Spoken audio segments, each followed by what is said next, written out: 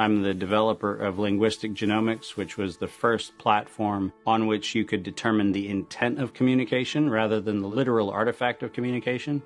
But we've also used that technology for a number of other applications in defense and intelligence and finance, and most notably, in the early 2000s, my company was responsible for bringing down what was, at the time, one of the largest tax frauds in U.S. history. We maintained a series of inquiries into every individual, every organization, and every company that is involved in anything that either blurs the line of biological and chemical weapons or crosses that line in any of 168 countries. In 1999, there were 1 million patents digitized by IBM. And those 1 million patents were the first time human innovation had been put into an electronic digital searchable format. We took that information and we did a very simple exercise using our linguistic genomics technology, where I made the horrific assessment that approximately 1/3 of all patents filed in the United States were functional forgeries, meaning that while they had linguistic variations, they actually covered the same subject matter.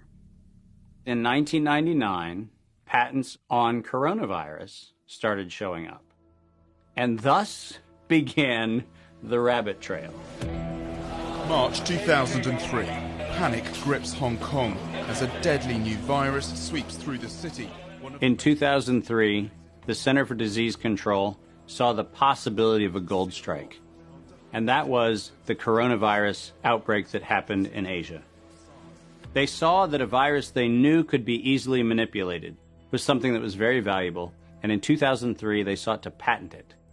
And they made sure that they controlled the proprietary rights to the disease, to the virus, and to its detection, and all of the measurement of it.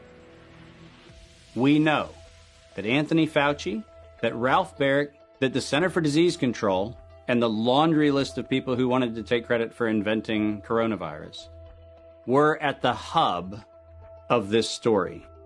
From 2003 to 2018, they controlled 100% of the cash flow that built the empire around the industrial complex of coronavirus. The World Health Organization has officially named the novel coronavirus the novel coronavirus outbreak. The World Health Organization is a pandemic, an international public health emergency.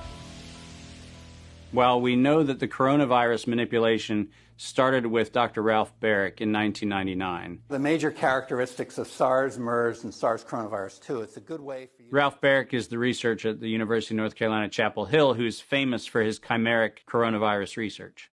In 2002, there was a recognition that the coronavirus was seen as an exploitable mechanism for both good and ill. On April the 25th, 2003, the U.S. Center for Disease Control filed a patent on the coronavirus transmitted to humans. Under 35 U.S. Code Section 101, nature is prohibited from being patented. Either SARS coronavirus was manufactured, therefore making a patent on it legal, or it was natural, therefore making a patent on it illegal.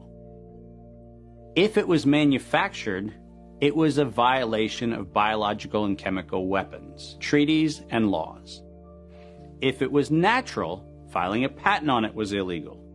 In either outcome, both are illegal. In the spring of 2007, the CDC filed a petition with the Patent Office to keep their application confidential and private.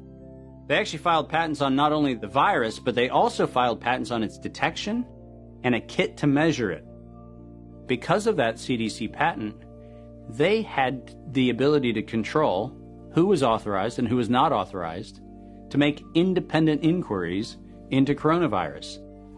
You cannot look at the virus, you cannot measure it, you cannot develop a test kit for it. And by ultimately receiving the patents that constrained anyone from using it, they had the means, they had the motive, and most of all, they had the monetary gain from turning coronavirus from a pathogen to profit. Developing and owning a coronavirus vaccine has become a biotech arms race with political overtones. This vaccine gold rush is starting to bother me. Gold rush. Let's keep that in mind. And so somewhere between 2012 and 2013, something happened. The federal funding for research that was feeding into places like Harvard, Emory, University of North Carolina, Chapel Hill, that funding suddenly became impaired by something that happened at the NIH, where the NIH got this little tiny moment of clarity and said, I think something we're doing is wrong. And in 2013, the NIH said, gain-of-function research on coronavirus should be suspended. The National Institutes of Health had a moral and social and potentially legal reason to object to research. But the letters that were sent to the researchers essentially said, you are receiving notice that we're telling you to stop.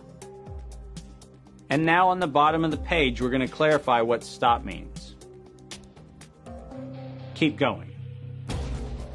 But when the heat gets hot in 2014 and 15, what do? You offshore the research. You fund the Wuhan Institute of Virology to do the stuff that sounds like it's getting a little edgy with respect to its morality and legality. But do you do it straight way? No. You run the money through a series of cover organizations to make it look like you're funding a U.S. operation, which then subcontracts with the Wuhan Institute of Virology. The U.S. could say, China did it. China could say, the U.S. did it. And the cool thing is, both of them are almost telling the truth.